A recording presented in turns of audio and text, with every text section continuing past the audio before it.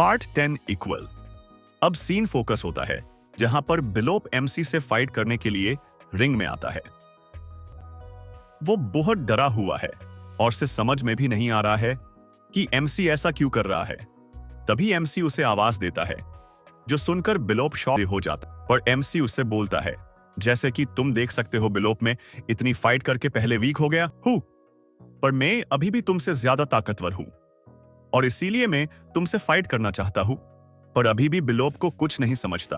पर तभी एमसी बिलोप पर अटैक करता है, पर बिलोप वो अटैक ब्लॉक कर लेता है और पूछता है, यंग मास्टर आप ऐसा क्यों कर रहे हो। पर एमसी उसकी बात नहीं सुनता और फिर से एक अटैक करता है, पर बिलोप फिर से एमसी का अटैक ब्लॉक कर देता है और यह देखकर एमसी उसे बोलता है, तो तुम मेरे अटैक ब्लॉक कर सकते हो। तभी बिलोप एमसी को पीछे धकेल देता है, पर एमसी थोड़ा पीछे जाके फिर से बिलोप की तरफ आता है और नीचे झुक के उसे लात मारता है, जिससे बिलोप नीचे गिर जाता है और वो अब और डर गया है। पर तभी एमसी उसे बोलता है, बिलोप तुम्हें क्या लगता है, मैंने तुम्हें यहां पर प्रैक्टिस करने के लिए बुलाया है। मैं तुमसे सीरियस फाइट करना चाहता हूं। ये सब बाकी कैडेट देख रहे हैं। पर तभी अपनी सोर्ड लेके बिलोप उठने लगता है और तभी उसकी सोर्ड चमकने लगती है और ये देखकर कुछ कैडेट्स शॉक हो जाते हैं और टीचर को ये फाइट रोकने बोलते हैं, क्योंकि बिलोप सोर्ड ऑरा यूज कर रहा है जिससे एमसी को हार्म हो सकता है।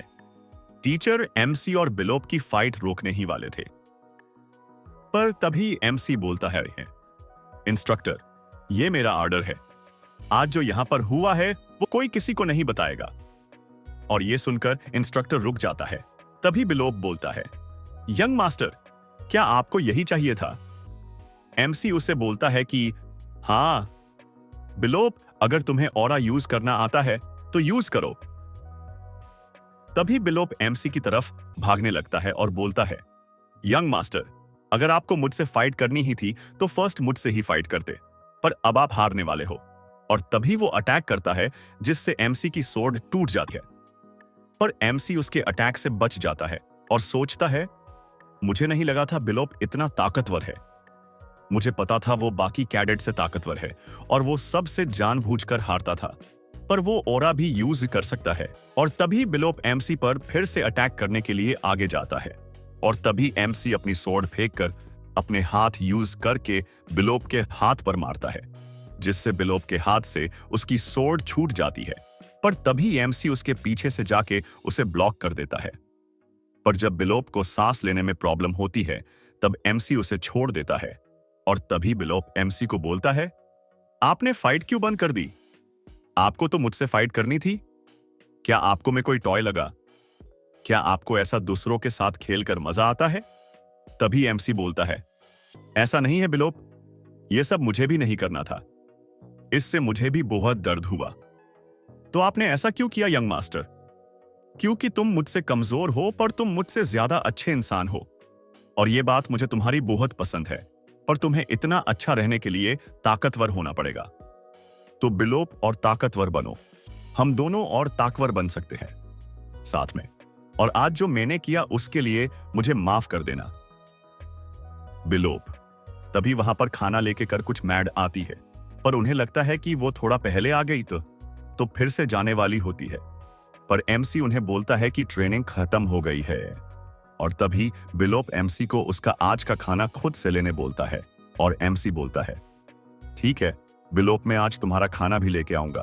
तभी सीन शिफ्ट होता है जहां पर खान एमसी के बाप के पास आया है और वो सब कुछ बता देता है जो आज हुआ। और ये सुनकर एमसी का बाप बोलता है, तो यंगेस्ट वीक को प्रोटेक्ट करना चाहता है तो हमें यंगेस्ट को टेस्ट करना पड़ेगा। खान तुम वापस जाके यंगेस्ट को बताना कि मैं खुद उसे उसका फर्स्ट मिशन दे रहा हूं। देखते हैं यंगेस्ट क्या करता है। और अब टाइम थोड़ा आगे जाता है जहां अपर एमसी थर्ड स्टार नाइट बन गया है और अब स्कूल हॉलिडे है जिसमें कुछ कैडेट अपने घर चले गए हैं और बाकी सब अपनी ट्रेनिंग कर रहे हैं। और अब एमसी इंटरमीडिएट रैंक के क्लास अटेंड करेगा तो बस से वो प्रॉपर सोर्ड यूज ही करने वाला है जो वो खुद चॉइस कर सकता है और ये हर कैडेट जो इस क्लास में जाने वाला है वो कर सकता है। एमसी ने भी अपने लिए सोर्ड ढूंढी, पर उसकी सिस्टर लूना उसके लिए खुद सोर्ड चॉइस करना चाहती थी, तो एमसी ने उसे यह करने दिया और अब हमें लूना दिखती है जो एमसी को बताती है कि उसे सोर्ड ढूंढने में बहुत प्रॉब्लम हुई, पर उसे एमसी के लिए एक अच्छी सोर्ड मिल गई है। और एमसी सोचता है, अगर लूना ने मेरे लिए सोर्ड देखी है तो वो अच्छी ही होगी। और तभी लूना एक बड़ी सी सोर्ड लेके एमसी के सामने आ जाती है, जो देखकर एमसी शॉक हो जाता है। पर तभी लूना उसे बताती है कि ये सोर्ड वो जब उसके उम्र की थी तब यूज करती थी। इस सोर्ड को वैल स्लॉटर बोलते हैं। उस सोर्ड को देखकर लूना बहुत इमोशनल लगती है, पर तभी वो बोलती है, तो जीन तुम्हें ये सोर्ड कैसी लगी? पर एमसी को समझ नहीं रहा लूना को वो कैसे मना करे, पर वो कैसे तो करके लूना को बता देता है कि वो ये सोर्ड यूज नहीं कर सकता। ये सुनकर वो बहुत उदास हो जाती है, पर वो बोलती है, जीन में मजाक कर रही थी, ये सोर्ड नहीं है तुम्हारे लिए। पर उसका फेस देख साफ साफ दिख रहा है कि उसे बहुत बुरा लगा है। वो एमसी को फिर से वैल स्लॉटर के बारे में बताती है, पर फिर वो चुप हो जाती है और उसे अपने साथ ले जाती है, उसे दूसरी सोर्ड दिखाने के लिए, जहां पर वो बोलती है कि मेरे भाई को बस एक ही सोर्ड सूट कर सकती है। और तभी वो एक सोर्ड उठाती है, जो देखकर एमसी भी शॉक हो जाता है। पर तभी लूना बोलती है, मुझे लगता है ये सोर्ड तुम्हारे लिए परफेक्ट होगी। ये है ब्रदर सोर्ड, ऑन ऑफ बरिसदा, जो सोर्ड तुमने आपने बचपन में चॉइस की थी। और ये यही सोर्ड फर्स्ट पैट्रियार्क ने यूज ही की थी। और एमसी को वो सोर्ड बहुत पसंद आती है और वो सोचता है, ये सोर्ड मुझे कब से चाहिए थी। पर अगर मैं ये सोर्ड फैमिली से मांगता तो मेरे बाकी सिबलिंग्स बहुत प्रॉब्लम क्रिएट करते।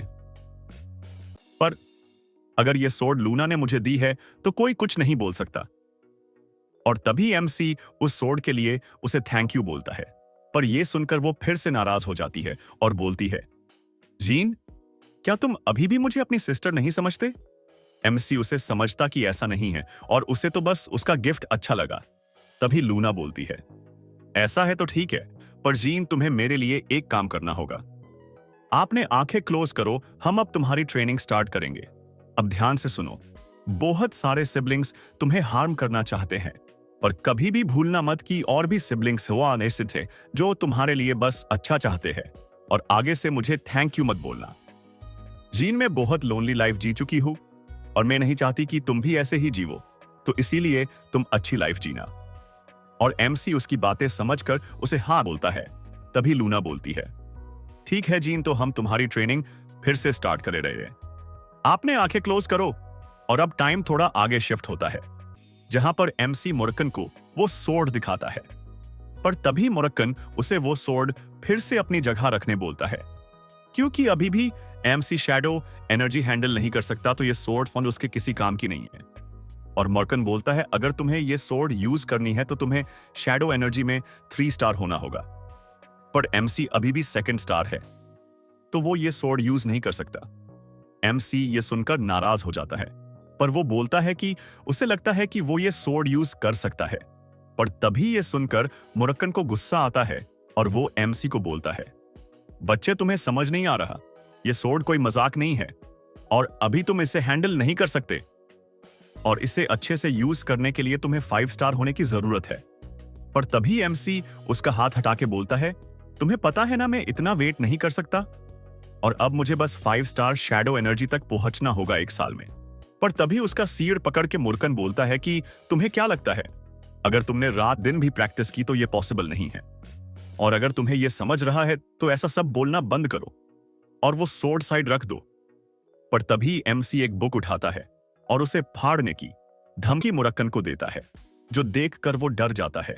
पर तभी वहां पर गिल्ली आ जाती है, जिसे देखकर एमसी बोलता है, क्या हुआ, कोई प्रॉब्लम है गिल्ली? तभी वो बोलती है कि इंस्ट्रक्टर गैरो आपको ढूंढ रहे हैं और वो खुद यहां आने वाले थे, पर उन्हें कोई काम है, इसलिए वो यहां नहीं आ सकते है। वो आपको आपका फर्स्ट मिशन देने वाले हैं, जो ब्रेक खत्म होने के बाद आप करोगे। और एमसी उसे पास जाके बोलता है, ऐसा है, अब मैं 3rd स्टार नाइट हूं तो मिशन पे जाना पड़ेगा, पर ब्रेक के तुरंत बाद ये थोड़ा डिफरेंट है और मिशन पर वो लोग जाते हैं जो इंटरमीडिएट रैंक या उसके ऊपर के है। कुछ नहीं गिली, तुम टेंशन मत लेना, मैं जाके देखता हूं, तुम मुरक्कन के साथ मेरा वेट करो। तभी एमसी एक रूम में जाता है जहां पर कुछ स्टूडेंट और इंस्ट्रक्टर है। और वो एमसी को बताते हैं कि इस मिशन में एमसी के साथ और 10 लोग हैं जो कैडेट है, और ये एक सर्च मिशन है जिसमें वो 2 टीम में वर्क करने वाले हैं, और ये जीन किंगडम के विसिनिटी में होगा। तभी एमसी बोलता है, ये वही किंगडम है ना जो बीस्टमन टेरिटरी के पास है, और वहां पे व्हाइट वुल्फ रहते हैं। और एमसी सोचता है, ये ऐसी जगह नहीं है ना कि कोई किसी लॉ रैंक कैडेट को भेजेगा। ये बहुत डिफिकल्ट मिशन है, और ये मिशन मुझे बहुत जल्दी दिया जा रहा है, और मेरे साथ जो कैडेट्स है वो भी लॉ रैंकिंग है, और उसमें भी बिलोप भी है। ऐसा लगता है ये कोई जानबूझकर कर रहा है। ऐसा लगता है किसी ने मेरी और बिलोप के फाइट के बारे में फादर को बता दिया है, और इसलिए वो अब मुझे टेस्ट करना चाहते हैं। तो ठीक है फादर, मैं आपको दिखाता हूं मैं कितना पावरफुल हूं। अब सीन 3 दिन बाद शिफ्ट होता है, जहां पर एमसी मिशन पर है, और उसका गोल है सर्च करना जीन किंगडम के हेयर के लिए। तभी हमें कुछ कैडेट दिखते हैं जो भाग रहे हैं, और एमसी उन्हें ऑर्डर देता है कि फर्स्ट हम कैंप सेट करेंगे, फिर हम सर्च स्टार्ट करेंगे, और याद रखना कोई भी मुझे यंग मास्टर नहीं बोलेगा। चलो फिर सर्च के लिए शुरुआत करते हैं। तभी एक कैडेट एमसी को बताता है कि उन्हें बीस्टमन मिला है वाटर टेल ट्राइब का, और एमसी सोचता है ये अच्छी बात है। अगर वो यहां पर है मतलब यहां पर कोई और मॉन्स्टर नहीं होगा, क्योंकि वो किसी भी मॉन्स्टर या वुल्फ को अवॉइड करते हैं। और तभी एमसी ऑर्डर देता है बिलोप को कि वो रिटर्न जाके के कैंप सेट करे, और बाकी लोगों को सर्च करने के लिए ऑर्डर देता है।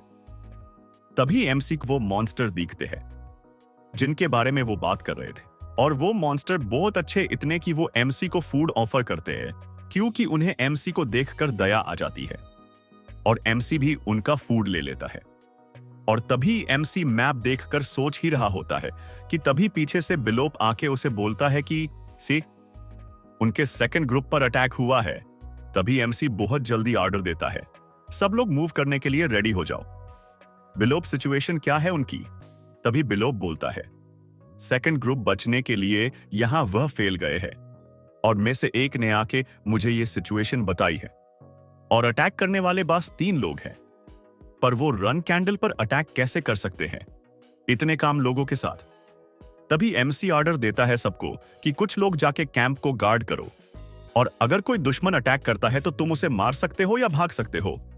और तभी एमसी सेकंड ग्रुप की तरफ भागने लगता है, और वो सोचता है उन्होंने मुझ पर अटैक क्यों नहीं किया, लगता है उनका गोल कुछ और है।